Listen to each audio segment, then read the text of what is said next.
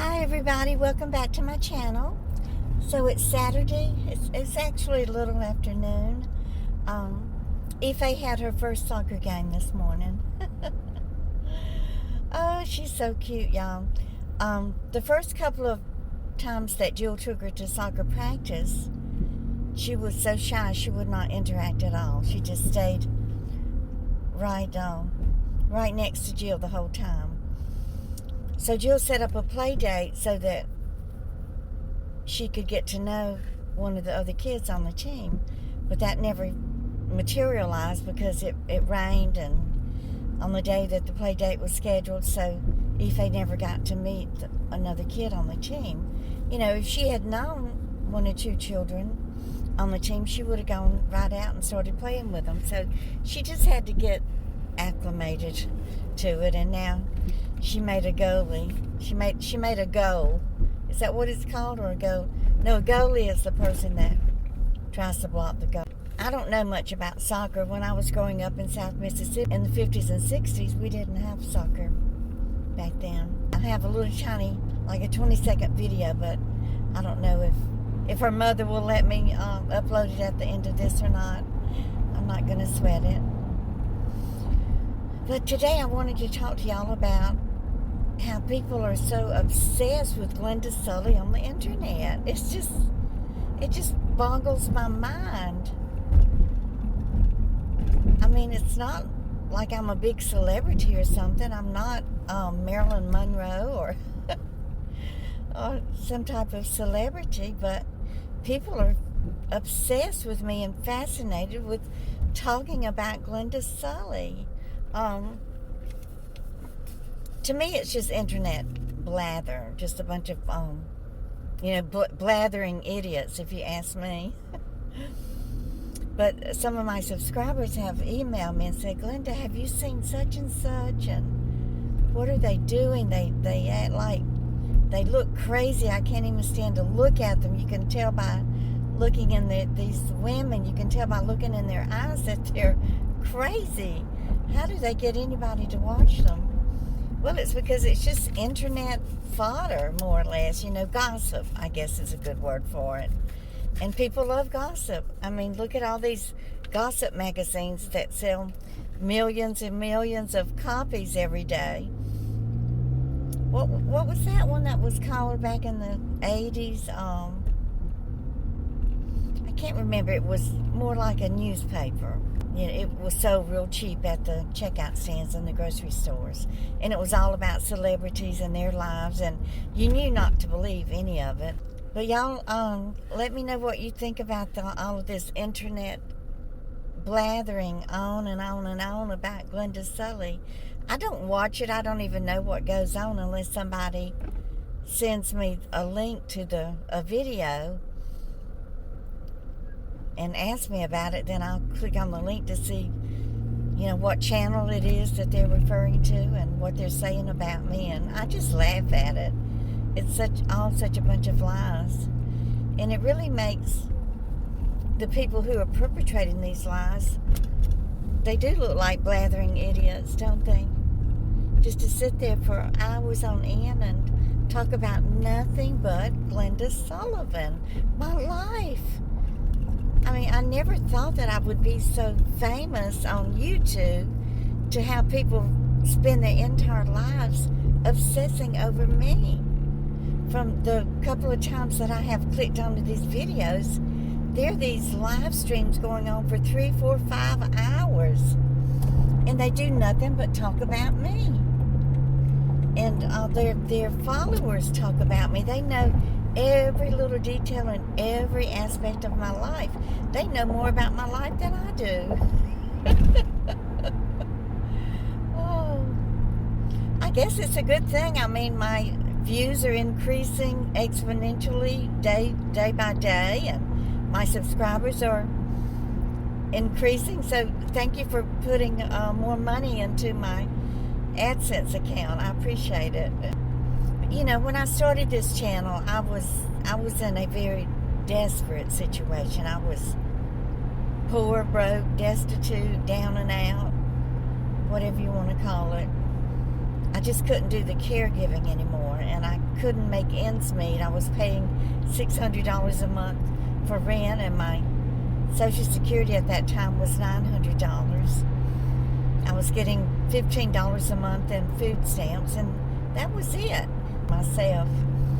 So I was thinking, after I watched Deborah Joy, and then from there I saw Bob Wells, and actually the seed was planted in my brain to watch Bob Wells and learn how to remove the passenger seat in my car and put a bed there, and to set up my car to live in. That's what I was going to have to do.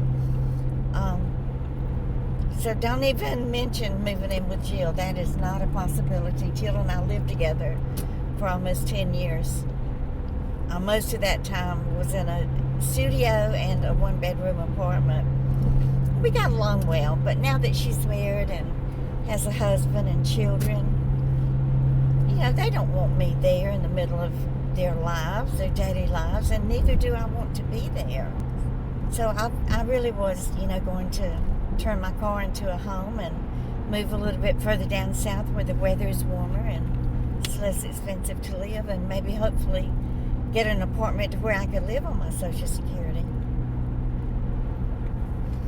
I had been on several Section 8 waiting lists during that time that I was sharing an apartment with Jill, and the lists don't move. When somebody gets a Section 8 apartment, they stay there. That was the beginning of my YouTube career, I guess to say, because after I watched Bob Wells, and I had decided to turn my car into a home, and then I watched Deborah Joy, and she had been living in Tank, her van, during that time, and she was traveling over on the West Coast, and she was making videos, and I thought, well, this lady, she's younger than me, but I'm not that much older than her. I think I could just sit in front of the camera and talk and make videos too. So that's what I started doing, and the day that it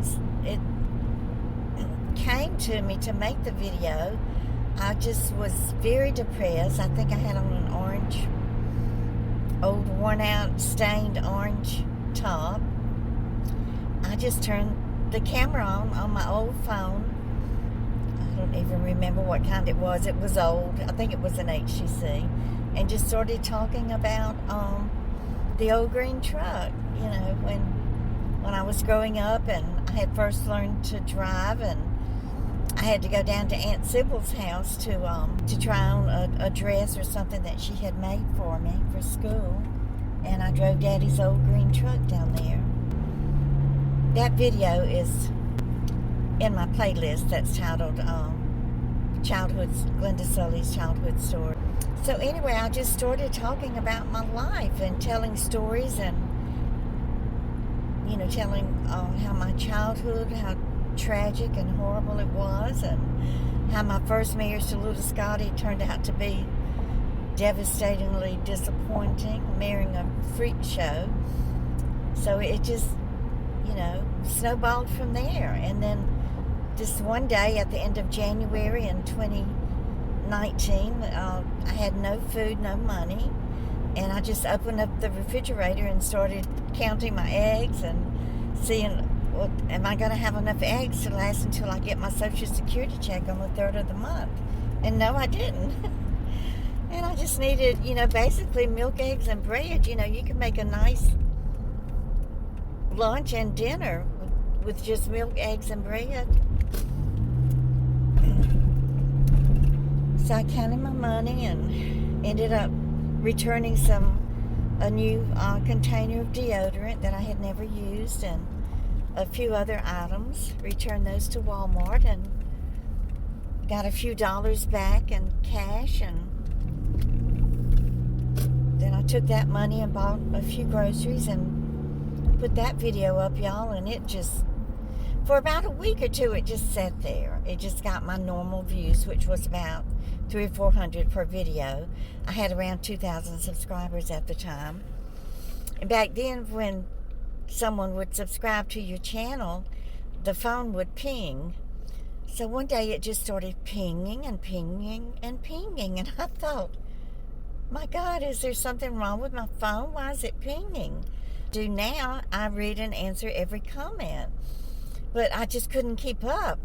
And I couldn't even keep up with living hearts on the comments. So I just laid on the sofa and, I would just sleep a little bit at night and then get up in the morning and eat breakfast and lunch and just read comments and answer comments and welcome everybody to my channel. And I ended up getting 18,000 new subscribers and 1.5 million views. Not on that one particular video, but that video, brought others onto my channel to watch other videos. So I had other videos that just went crazy with views. And I'm thankful for that, and I just am thankful that so many of y'all have been here with me ever since you got notification of that video about me returning that food to Walmart. Y'all have been here with me through some many, many happy and blessed and beautiful times and some not so beautiful times. We all travel this journey together, and it's a path. We have to choose our own path, and whatever path you choose, you just do the best walking down that path as you possibly can. If others don't agree with you or think that you're on the right path, it's okay to listen to their advice, and maybe you can, gather something from their advice that will help you in your journey. And, we're all on this earth to love one another and help each other and give other people encouragement and positivity and hope. To me, the most important things in life are love, happiness, and something to hope for. If you're just going along on an even keel and you feel like you've already done as much as you can in life and you just can't do anymore, that's not going to give you anything to look forward to waking up to the next morning. So always create something in your life that stimulates the outlook of hope. So that was just all I wanted to talk to you today. So my exit is right up here, and I'll be taking that. I'll be home in a few minutes. So don't forget to give me a thumbs up and share my videos. And if you're new here, please hit that subscribe button. You are not just a subscriber, but you will become part of Glenda Sully's YouTube family, and you will be loved and accepted here, as all of you are. And y'all just keep on coming back. Right in. This way, Ife. Kick the ball this way. He woke up at 4 a.m. Kick the ball. Ife, kick the ball to this goal over here. Good job. Keep going. Kick it. Kick it in the goal. No hands. No hands. Yay, good job.